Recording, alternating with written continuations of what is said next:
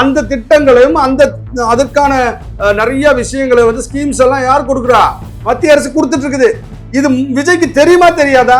விஜய்க்கு வந்து என்ன தெரியும் நினைக்கிறீங்க நீங்க? அவருக்கு வந்து ரசிகர்களை பார்த்துட்டு இருக்கிறாரு. அவர் கூட்டத்தை பார்த்தா பேசக்கூடிய டைலாக் எழுதி கொடுத்ததை படிச்சிட்டு இருக்கிறாரு. விஜய் அவர்கள் என்னதான் அவர் வந்து தனித்து நின்று தமிழ்நாட்டில் ஆட்சி அமைப்புன்னு சொல்லி எவ்வளவுதான் டைலாக் எழுதி கொடுக்கக்கூடிய டைலாக் ரைட்டர்ஸ் எழுதி கொடுத்தாலும், அதை அவர் படிச்சாலும், அதை அவர் பேசினாலும் அது சாத்தியம் இல்லை. பிஜேபி கூட போக மாட்டோம், சரி ஓகே. அப்ப நீங்க யார் இடத்துல போக போறீங்க? அப்ப அதிமுக இடத்துல போக போறீங்களா, போக மாட்டீங்களா? அறிவிச்சுட்டாங்க முதல்வர் வேட்பாளர் அப்படின்னு. யார் அறிவிச்சதுமா? விஜய் அவர்களே ஆதவர்ஜுனா சொன்னாரு, நிர்மல் குமார் சொன்னாரு, அப்புறமா புசி கூட இப்ப சொல்லக்கூடாதுன்னு அவர் வெறும் ஆனந்த்னு சொல்றாப்புல. அந்த ஆனந்த் சொல்றாப்புல. இவங்க எல்லாம் வந்து இந்த தமிழ்நாட்டினுடைய மாற்றத்துக்கான தலைவர்களா? அதாவது விஜய் அவர்களுடைய தலைமையில தான் வந்து கூட்டணி அமையணும் அப்படின்ற மாதிரி. தலைமையில கூட்டணி தாங்காதுமா. அவர் தலை வந்து பாவம் சின்னதா இருக்கிறாரு, அவ்வளவு பெரிய ஆளு. ஏன்னா விளையாட்டு, அரசியல் என்பது விளையாட்டா? இந்த 41 உயிர்கள் போச்ச கரூர்ல. அரசியல் பக்குவம் இல்லாமல், அரசியல் அனுபவம் இல்லாமல், மக்களை எப்படி சந்திக்க வேண்டும் என்று தெரியாமல், மக்களிடத்தில் எப்படி ஒரு கூட்டத்தை நடத்த வேண்டும், எப்படி ஒரு கட்டுப்பாடு நடத்த வேண்டும், இதெல்லாம் தெரியாததுனால 41 தமிழர்களை உயிர்களை நாம் இழந்திருக்கோம்.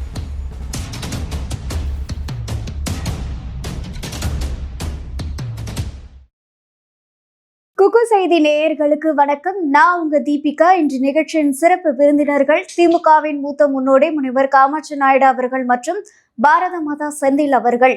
இருவருக்கும் வணக்கம் சார். வணக்கம். வணக்கம் சார். நேத்து விஜய் அவர்கள் பேசுனதை நீங்க கேட்டிருப்பீங்க. அவர் என்ன சொல்லியிருந்தாருன்னா, ஒரு வீடு, ஒரு பைக்கு இதெல்லாம் இருக்கிறதுக்கான ஒரு வழிவகையை உருவாக்க போறோம் அப்படின்ற மாதிரி வந்து சொல்லியிருந்தாரு. இதை பத்தி உங்களோட கருத்து சார்? அதாவது அரைச்சமாவே அரைக்கிற மாதிரி இது வந்து இந்த திட்டங்கள் இவர் சொன்னது எல்லாமே இதுவரைக்கும் என்னமோ நடைமுறையில் இல்லாதது மாதிரியும் அரசாங்கங்கள் செய்யாதது மாதிரியும் சொல்லிட்டு இருக்காரு. மகளிருக்கு வந்து பைக்கு கொடுக்கக்கூடிய திட்டங்கள் என்று சொல்லி இதற்கு முன்பாகவே அம்மையார் ஜெயலலிதா அவர்கள் இருக்கும்போது அப்படின்னு வந்து சொல்லல, எல்லா மக்களுக்கும் வந்து அத்தியாவசியம் ஒரு வீடு, ஒரு பைக்கு, இதற்கான வழிவகை அப்படின்னு சொல்ல. அதுதான் சொல்றேன். பெண்களுக்கு வந்து பைக் ஓட்டுறதுக்கு வாய்ப்புகள் அதிகமாக கிடைக்கணும், அவங்க வேலை வாய்ப்புகளுக்கு போகணும், அதனால பைக்கு கொடுக்குறோம் அப்படின்ற திட்டத்தை கொடுத்து ஸ்கூட்டி திட்டத்தை நடைமுறைப்படுத்தியாச்சு. இந்த தமிழ்நாட்டில் நடந்திருக்கு. அது மட்டும் இல்லாம அனைவருக்கும் வீடு. இதனால எவ்வளவு பெண்கள் பயன் அடைஞ்சிருக்காங்கன்றது கேள்விக்குறியா இருக்கு. வேலைக்கு போகக்கூடிய பெண்மணிகளுக்கு இலவச பைக் இன்னமும் ஆட்டோ தராங்க, இன்னமும் தந்துட்டு இருக்கிறாங்க. நீங்க எத்தனை பேர் பயனடைஞ்சிருக்காங்கன்னா கிட்டத்தட்ட ஆயிரக்கணக்கான பேர் இதனால் பயனடைஞ்சிருக்கின்றார்கள். கிட்டத்தட்ட இதுவரைக்கும் மொத்தமா எடுத்துக்கிட்டோம்னா கிட்டத்தட்ட லட்சத்துக்கும் மேற்பட்ட பெண்கள் இதனால் பயன்பெற்று இருக்காங்க. அதனால வீடு அப்படின்ற ஒரு விஷயத்தை பார்த்தீங்கன்னா, அனைவருக்கும் வீடு கொடுக்கக்கூடிய திட்டத்தை மோடி அவர்கள் என்றைக்கு ஆட்சிக்கு வந்தாரோ அன்றையிலிருந்து இந்த தமிழ்நாடு மட்டுமல்லாது இந்தியா முழுவதும் உள்ள மக்களுக்கு வீடு கொடுக்கக்கூடிய திட்டத்தை நடைமுறைப்படுத்தி இன்றைக்கு வீடு வழங்கி கொண்டிருக்கிறார்கள். கலைஞர் ஆட்சி காலத்துல அவர் முதலமைச்சரா வந்த பார்ப்பதிலே குடிசை மாற்று வாரியம்னு ஒண்ணு ஆரம்பிச்சு ஏழை எளிய மக்களுக்கு நாங்க அப்ப இருந்தே வீடு கட்டி கொடுத்துட்டு இருக்கோம்.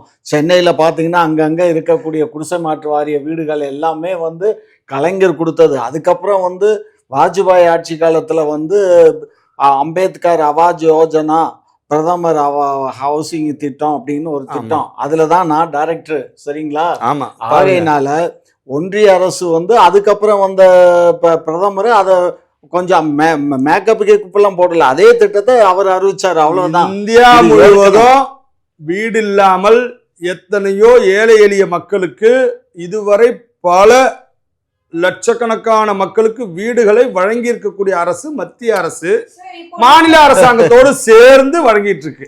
சார், இப்போ நீங்க 2 பேர் சொல்றது எதன் அடிப்படையில சொல்றீங்க அப்படின்னா, நாங்க இலவசமா வீடு வழங்கியிருக்கோம், இலவசமா பைக் வந்து கொடுத்திருக்கோம் அப்படின்னு சொல்றீங்க. ஆனா விஜய் அவர்கள் இலவசத்தை வந்து குறிப்பிடல. இப்போ ஒருத்தர் வீடு கட்டணும், பைக் வாங்கணும் அப்படின்னா முதல்ல வந்து பொருளாதார வசதி வந்து அவங்களுக்கு இருக்கணும். அதற்கு முதல்ல வந்து பொருளாதார வசதியை ஏற்படுத்தி கொடுத்து அதன் மூலயமா அவங்களே வீடு வாங்குற அளவுக்கு நாங்க வந்து இந்த பாடத்திட்டங்கள்லாம் சீர் செய்வோம் அப்படின்னு தான் அவங்க வந்து சொல்லியிருக்காங்க. இப்போ உங்க திட்டங்களுக்கும் விஜய் அவர்களுடைய திட்டத்துக்கும் வந்து வேறுபாடு இருக்கு இல்லையா? அதாவது ஒரு வேலை வாய்ப்புகளை கொடுத்து வேலைகளுக்கு அவர்களுக்கு வருமானத்தை உருவாக்கி அதன் மூலமாக வண்டி வாங்கிக்கலாம், வீடு வாங்கிக்கலாம்னு சொல்ல வர்றாரு. அப்ப முத்ரா வங்கி திட்டம் அதான் பொருளாதார சொல்றேன். நெருக்கடி இருக்கு இல்லையா? இதெல்லாம் அவர் சொல்லிட்டு இருக்கிறாரு, அதை நடத்திட்டு இருக்குது மத்திய அரசு, மோடி அரசு. முத்ரா வங்கி திட்டத்தின் மூலமாக கொடுத்துருவீங்க. ஆனா அவர் என்ன சொல்றாருன்னா அவங்களுடைய வாழ்க்கை முழுக்க வந்து ஒரு பொருளாதார விஷயத்தை நாங்க வந்து ஏற்படுத்தி கொடுப்போம். அதுதான் சொல்ல வரேன். முத்ரா வங்கி திட்டத்தின் மூலமாக அவர்களுக்கு வேண்டிய 10,000 ரூபாய் முதல்ல நீங்க வாங்கி தொழில் தொடங்கி ஒரு சிறு வியாபாரம் தொடங்கி அதன் மூலமாக அடுத்த கட்டமாக 2 லட்சம் ரூபாய் வரைக்கும் நீங்க எத்தனையோ பேருக்கு முத்ரா வங்கியின் மூலமா தமிழ்நாட்டில் தான் இந்தியாவிலே அதிகமான பயனாளர்கள் இருக்கிறாங்க. அப்ப அப்பேற்பட்ட திட்டங்கள் எல்லாம் எதுக்காக? அவங்க வந்து சம்பாதிக்கணும், அவங்க பொருளீட்டணும், அதன் மூலமாக அவர்கள் வீடுகளும் அதன் மூலமாக அவர்கள் வாகனங்களும் வாங்கிக்கலாம். அந்த திட்டங்களையும் அதற்கான நிறைய விஷயங்களை வந்து ஸ்கீம்ஸ் எல்லாம் யார் கொடுக்குறா? மத்திய அரசு கொடுத்துட்டு இருக்குது. இது விஜய்க்கு தெரியுமா தெரியாதா? விஜய்க்கு வந்து என்ன தெரியும் நினைக்கிறீங்க நீங்க? அவருக்கு வந்து ரசிகர்களை பார்த்துட்டு இருக்கிறாரு. அவர் கூட்டத்தை பார்த்தா பேசக்கூடிய டைலாக் எழுதி கொடுத்ததை படிச்சிட்டு இருக்கிறாரு. அவர் உண்மையிலேயே சொல்ல போனா மத்திய அரசாங்கத்தினுடைய திட்டம் என்ன, மாநில அரசாங்கத்தினுடைய திட்டம் என்ன, இது ரெண்டுத்தையும் முழுமையா படிச்சிருந்தாருன்னா இவர் சொல்றதெல்லாம் பழைய கஞ்சின்னு தெரியும். ஆறி போன கஞ்சி. இவர் சொல்றது எல்லாமே நடந்துட்டு இருக்கிற விஷயம். சார், இப்ப இவரு சொல்றாரு எல்லாமே மத்திய அரசு வந்து செஞ்சிட்டு இருக்கு அப்படின்னு சொல்லிட்டு இருக்காரு. அப்போ தமிழக அரசு என்ன பண்ணிருக்கீங்க? ஏமா தமிழக அவர் சொன்னதை நீ கவனிக்கல. தமிழக அரசும் மாநில அரசு உடைச்சு இயற்கை வளங்களை சுரண்டிட்டு இருக்கோம். சும்மா மாநில அரசு அதான் பண்ணிட்டு இருக்கு. மாநில அரசு 62 பைசா, ஒன்றிய அரசு 38 பைசா. ஏழை எளிய மக்களுக்கு வீடு கட்டி தர திட்டத்துக்கு இவங்க செலவு பண்றது வெறும் 38 பைசா தான். நாங்க தான் வந்து 62 பைசா செலவு பண்ணி மொத்தம் ஒரு 100 பைசாவுக்கு நாங்கள் வந்து வீடை கட்டி கொடுக்குறோம். அதுலேயும் போன முறை வந்து ரூபா கொடுக்கலன்னு உடனே பிரதமர் ஓப்பன் பண்ண வந்தார் ஒரு 1000 வீடை. அன்னைக்கு சொன்ன உடனே 3வது நாள் ஒரு தர வேண்டிய ஒரு 1500 கோடியை வந்து அந்த திட்டத்துக்காக, அதையும் முதல்ல கொடுத்தால வேலை பார்க்கலாம், அதுவும் கடைசியில் தான் கொடுத்தாங்க. பட் கொடுத்தாங்க, அதனால் இல்லைன்னு சொல்லலை. அதே மாதிரி இன்னொரு திட்டம் இருக்குது, நம்ம சுய உதவி குழுக்கள், அதுக்கப்புறம் இந்த பெண்களுக்கு முத்ராப்பு திட்டம் இருக்குது. அது மூலியமா வந்து இப்போ ஒரு 10,000 ரூபா கொடுக்குறாங்க. அந்த 10,000 ரூபாய் வாங்கி அதை வச்சு சின்ன சின்ன தொழில் ஆரம்பித்து அதை பெருக்கிறதுக்கு வங்கியில், அதை அவர் கவர்மெண்ட்ல கொடுக்கல, வங்கியில கடனை கொடுக்குறாங்க. அந்த வங்கியில கொடுக்குற கடனை வந்து இவங்க சம்பாரிச்சு பண்ணலாம். சார், அப்ப நீங்க இவ்ளோ விஷயங்கள் மத்திய அரசும் மாநில அரசும் இவ்ளோ விஷயம் பண்றேன்னு சொல்றீங்க. இருந்தாலுமே இங்க நிறைய மக்கள் வந்து வீடுகள் இல்லாம தானே இருக்காங்க. வீடுகள் இல்லாம இருக்குன்னா ஒரு நாளைக்கு நீ போய் சென்ட்ரல் ரயில்வே ஸ்டேஷன்லயும் எக்மோர்லயும் நின்று பாரு. மூட்டை முடிச்சுகளோட எல்லாம் கிராமப்புறங்கள்ல முன்னையெல்லாம் விவசாயம் பண்ணி பொழப்பாங்க நடத்தினாங்க. இப்ப விவசாயத்துல வருமானம் பத்தல. அவங்க என்ன பண்றாங்க? கொள்முதல் பண்றதே கிடையாது. கொள்முதலுக்கு இதுக்கும் சம்பந்தம் இல்ல. நீ அது சம்பந்தம் இல்லாம சம்பந்தம் பேசிட்டு இருக்காத வயசு பிள்ளை.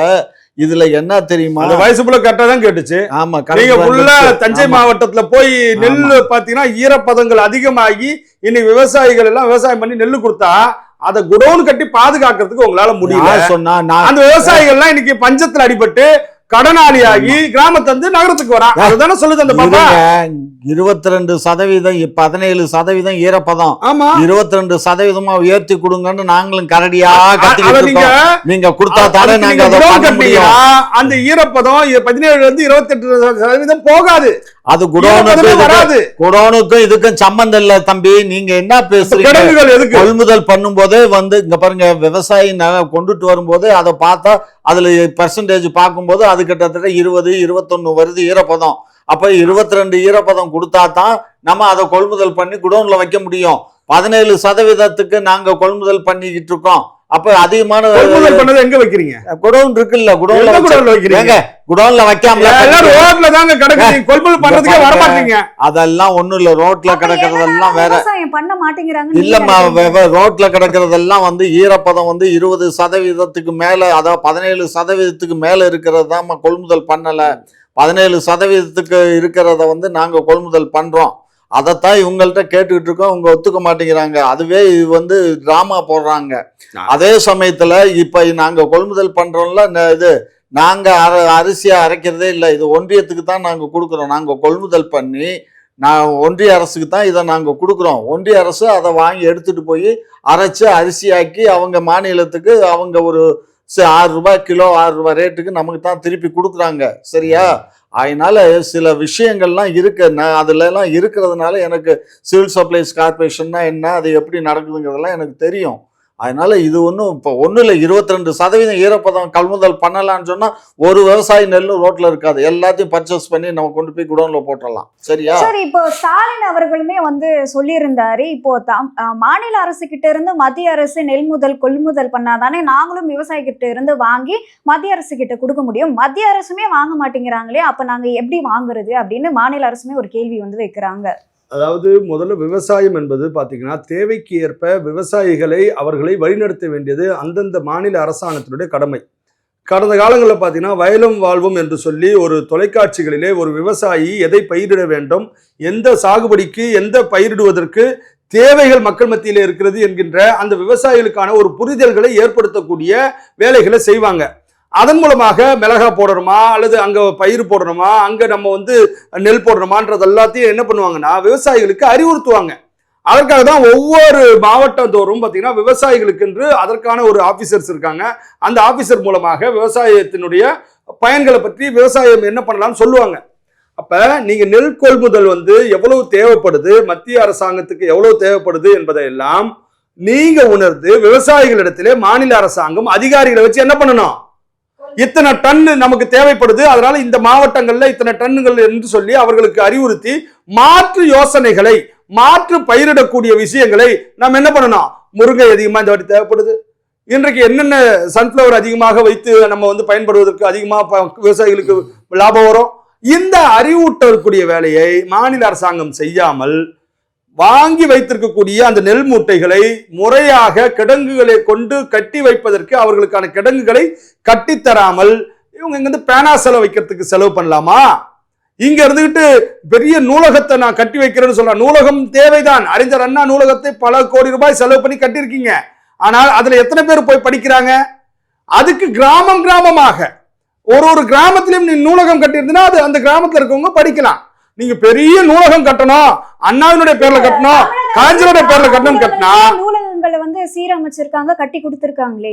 அம்மா நீங்க வந்து எத்தனை நூலகங்களை சீரமைச்சிருக்காங்கன்னு நினைக்கிறீங்க? நீங்க இன்னைக்கு தமிழ்நாட்டுல எத்தனை நூலகம் இருந்துட்டு இருக்குது? முதல்ல நூல் படிக்கக்கூடிய நூலகத்துக்கு வரக்கூடிய மக்களுடைய வாசிப்பாளர்களுடைய எண்ணிக்கை எந்த அளவுக்கு குறைஞ்சு போயிருக்கு தெரியுமா? அப்ப எந்த அளவுக்கு இதெல்லாம் வந்து முக்கியத்துவம் கொடுக்கறத விட்டுட்டு இவங்க வந்து கட்டடங்களை கட்டுவது, பெரிய பெரிய கட்டடங்களை கட்டி அதன் மூலமாக நாங்க வந்து நான் மக்களுக்கு நன்மை செய்யணும்னு சொன்னா சாப்பாட்டுக்கு தேவையான நெல்லுக்கான கிடங்குகளை இவர்கள் எந்த இடத்துல கட்டியிருக்காங்க? அப்ப இப்ப இந்த மழையில கடந்த ஒரு 2 மாத காலத்துக்கு முன்னாடி பெய்த மழையிலே எத்தனை விவசாயிகள் கண்ணீர் விட்டு அங்க வந்து முளைச்சு போயிருக்குதுமா, வேதனையா இருக்குமா உங்களுக்கு? 22% ஈரப்பதத்தை உயர்த்தி கூடியான்னு கேட்டா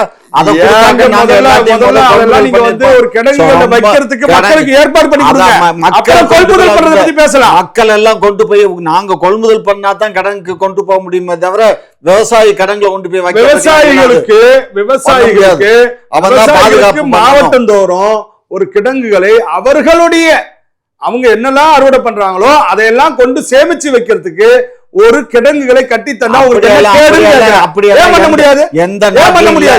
எந்த மாநிலத்திலும் இல்ல, எந்த நாட்டிலும் நீங்க தமிழ்நாட்டுல பண்ணுங்க. தமிழ்நாடு வந்து உலகத்துக்கே சோறு போட்ட விவசாயமும் சோறு போட்ட சோழர்களுடைய நாடு இது. சோழர்களுடைய நாட்டுல வந்து எப்படி மாடு வச்சு நம்ம போராடிக்க முடியாது, யானையை வச்சு போராடிச்சா எதுக்காக? இந்த மண்ணுல அவ்வளவு நெல், அவ்வளவு விவசாயம், அவ்வளவு நீர் பாசனம். நீங்க காவிரி ஆறுன்னு சொல்லி கர்நாடகா சண்டை போடுவீங்களே தவிர அந்த நீர் மேலாண்மையை நீர் விவசாயிகளுக்கு எப்படி கொடுக்கலாம்னு சொல்லி இன்னைக்கு கிருஷ்ணா நீரை வச்சு நம்பி இருக்கிறோம் தமிழ்நாட்டுல.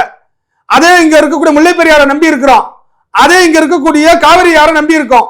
ஆனால் வருகின்ற நீரை சேமித்து விவசாயிகளுக்கு என்று நீங்க நீர்வழி பாதையை செய்திருக்கீங்களா? செய்யல. அப்புறம் நீங்க என்ன விவசாயிகளுக்கு செய்றீங்க? அப்புறம் நீங்க என்ன நெல் கொள்முதலை வந்து குறை சொல்றீங்க? நீங்க விவசாயம் பண்றீங்களா? எங்க விவசாயம் குடும்பம் பரம்பரை விவசாயம் பண்ணிட்டு இருக்கு.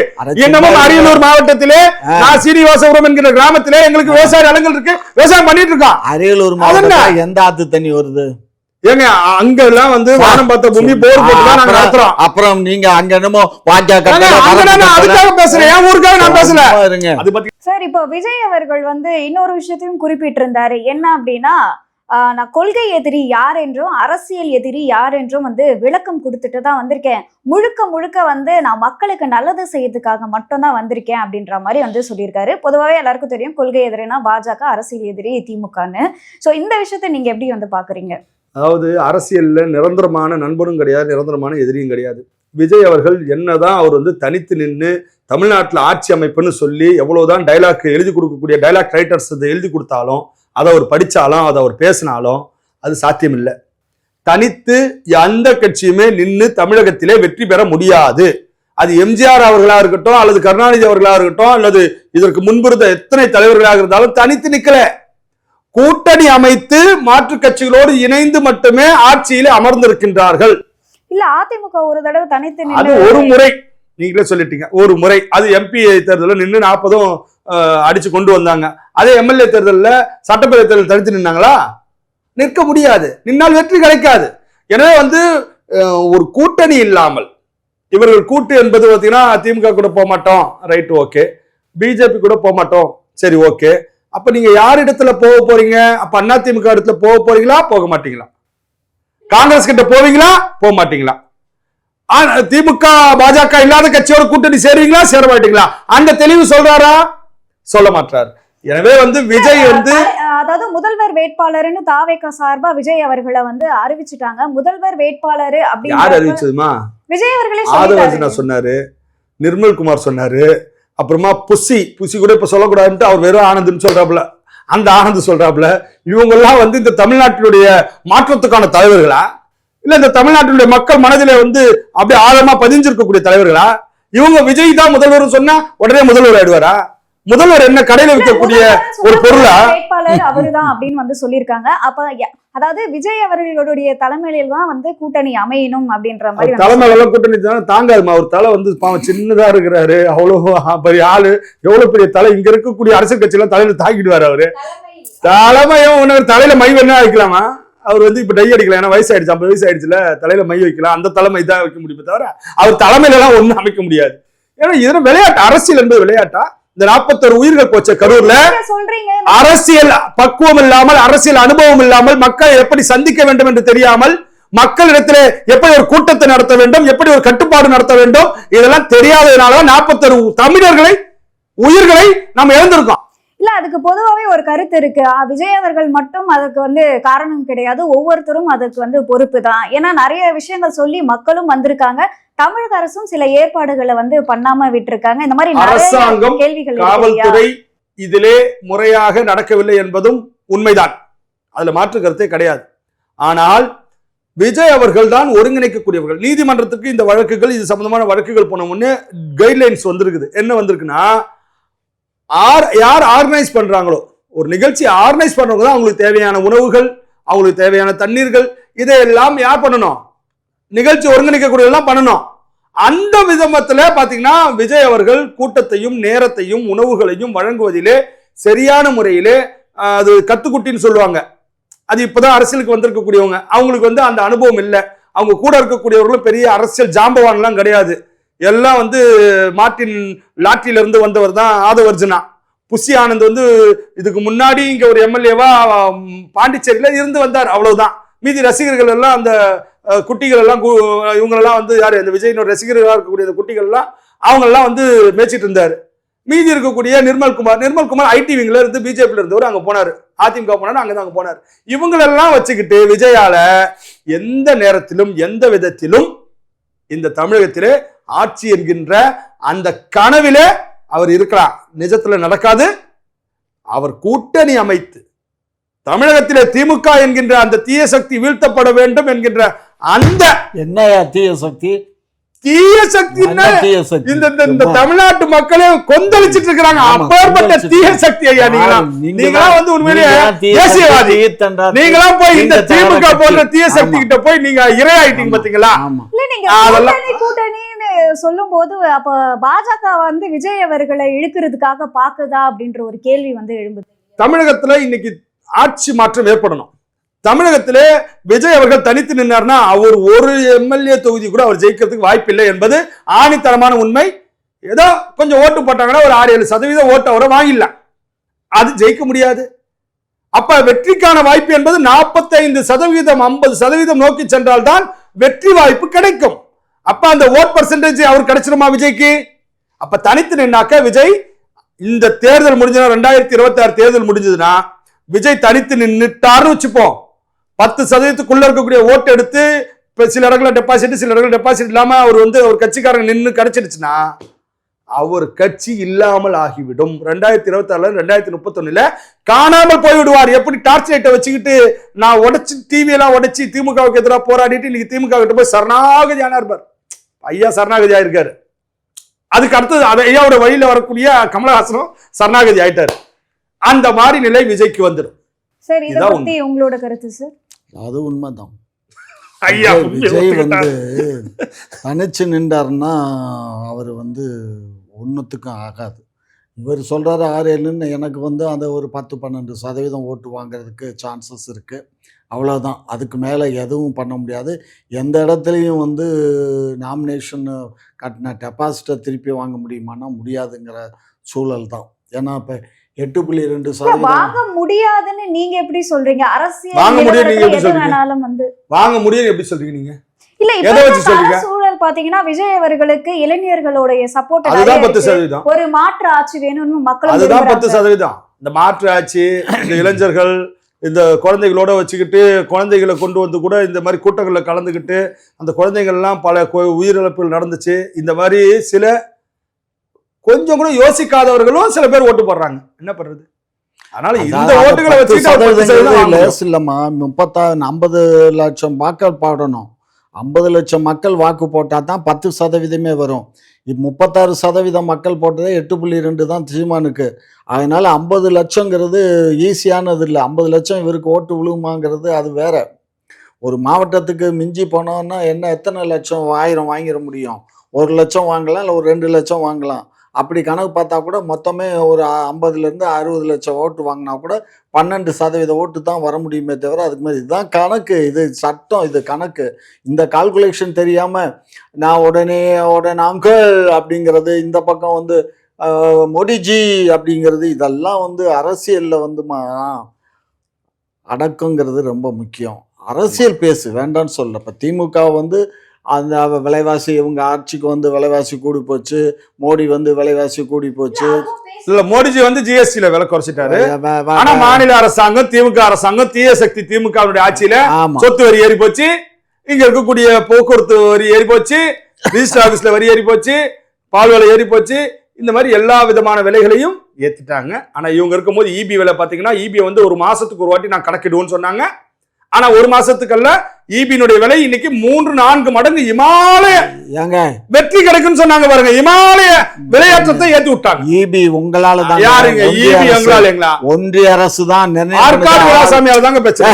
6 மாசத்துக்கு ஈபியை நாசம் பண்ணிட்டாருங்க. பாருங்க, 6 மாசத்துக்கு ஒரு தடவை ஈபி கட்டணத்தை உயர்த்தணும்னு சொல்லி கையெழுத்து பாரதிய அதிமுக ஆட்சி காலத்திலேயே கையெழுத்தை வாங்கி அவர் நத்தம் விஸ்வநாதனை சீல் பண்ணி அனுப்பிச்சு விட்டீங்க. அதெல்லாம் கிடையாது. அதாவது ஒரு விஷயம் நல்லா தெரிஞ்சுக்கோங்க. மாநில சுயாட்சி தானே பேசுறீங்க நீங்க. ஆமா, நீங்க மாநில சுயாட்சினா என்ன அர்த்தம்? மத்திய அரசு சொன்னாலும் எங்கள் மாநிலத்தினுடைய சுயாட்சி, எங்க மாநிலத்தினுடைய உரிமை, விலை ஏற்றத்தை நாங்கள் தடுத்து நிறுத்துவோம் அப்படின்னு நீங்க தடுத்து நிறுத்தணுமா வேண்டாமா? நீங்க நிதியை ஒதுக்கணுமா வேண்டாமா? நீங்க என்ன பண்ணணும்? எங்க இருந்து மின்சாரத்தை வாங்குறோமோ அந்த மின்சார வாங்கக்கூடிய இடத்துக்கு நீங்க என்ன பண்ணணும்? காசை கட்டணும். அது கட்ட மாட்டாங்க. அப்ப கட்ட மாட்டேன்னு சொன்னா எப்படி மின்சாரத்தினுடைய ஆட்சியில 1 லட்சம் கோடி கடன் வச்சுட்டு போயிட்டாங்க. நாங்க தானே பொறுப்பு. 1 லட்சம் கோடி யாரு கடன் வச்சிருக்காங்க? இப்ப எத்தனை லட்சம் கோடி? 10 லட்சம் கோடி வந்துருச்சு. 10 லட்சம் கோடி கிட்ட வந்துருச்சுமா. 10 லட்சம் கோடி. 3 லட்சம் கோடி வட்டி கட்டி இருக்கும். கட்டிட்டே இருப்பீங்க. வட்டி 3 லட்சம் கோடி கட்டி. கடனே 4 லட்சம் தான் சொல்றாங்க. நீங்க 3 லட்சம் கடனுக்கு நாங்க கட்டின வட்டியே இப்போ 4 லட்சம் ஆயிப்போச்சு. அதிகமாகி இப்போ 10 லட்சம் கடன். சுரங்கத்துடைய வருமானம் பாத்தீங்கன்னா அரசாங்கத்துக்கு எவ்வளவு கிடைக்குதுன்னா 100 கோடி தான். எப்படி 100 கோடி தான் கிடைக்குது. ஆனா சுரங்கத்துல இருந்து கிடைக்கக்கூடிய இந்த ஒரு ஆயிரக்கணக்கான கோடிகள் சுரன்ற இடத்துக்கு போயிடுது. ஆனா சுரங்கத்துல இருந்து கிடைக்கக்கூடியது கணக்கு காமிக்கிறது 100 கோடி தான். திமுக அரசாங்கம்